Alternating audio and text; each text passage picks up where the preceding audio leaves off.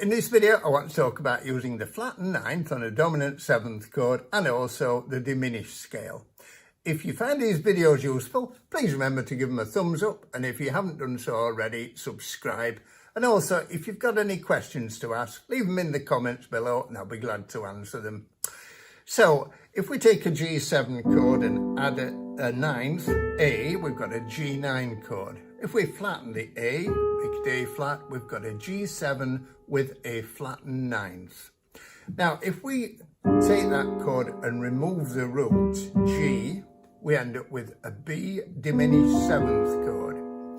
Because all the intervals in a diminished seventh chord are the same, if you invert it, take the B from the bottom, put it at the top, we've got a D diminished seventh arpeggio.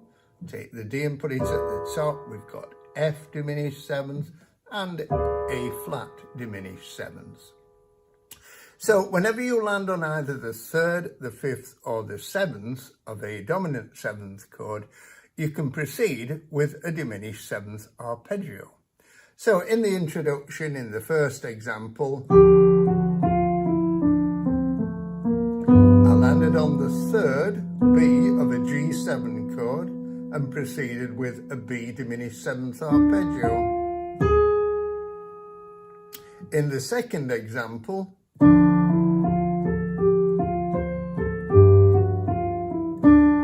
to the fifth of G7, D, I played a D diminished seventh arpeggio. And in the third example,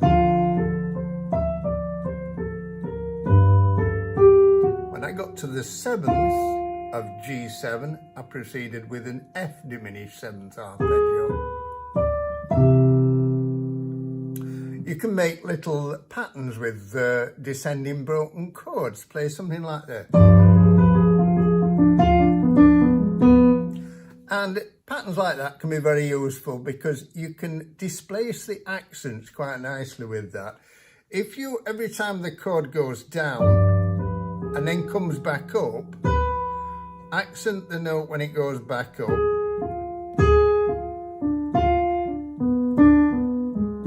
you see that the accents keep getting displaced. So we start on one,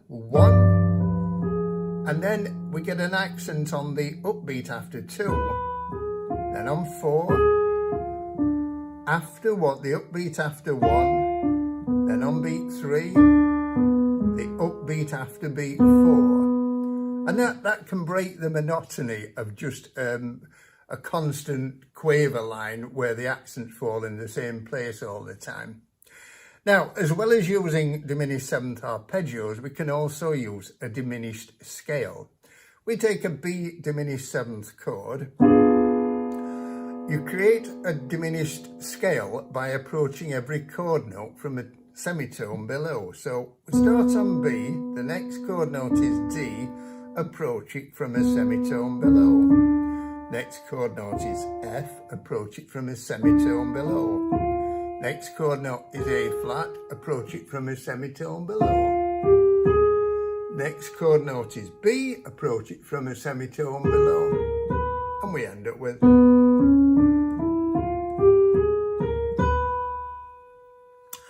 And we can adapt any of the patterns that I played at the beginning. For instance, instead of just doing the straightforward B diminished seventh arpeggio, we could do something like this.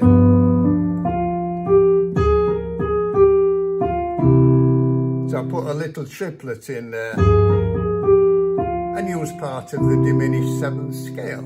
Or you could do something like that.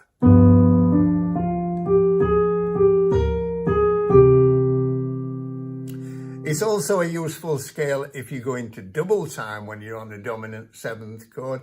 You can create little patterns like this.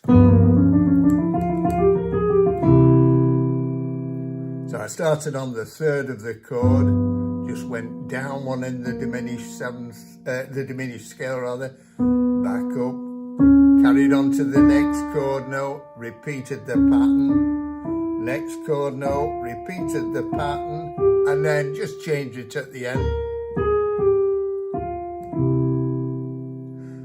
Okay, hope you found that useful. See you in the next video. Thank you.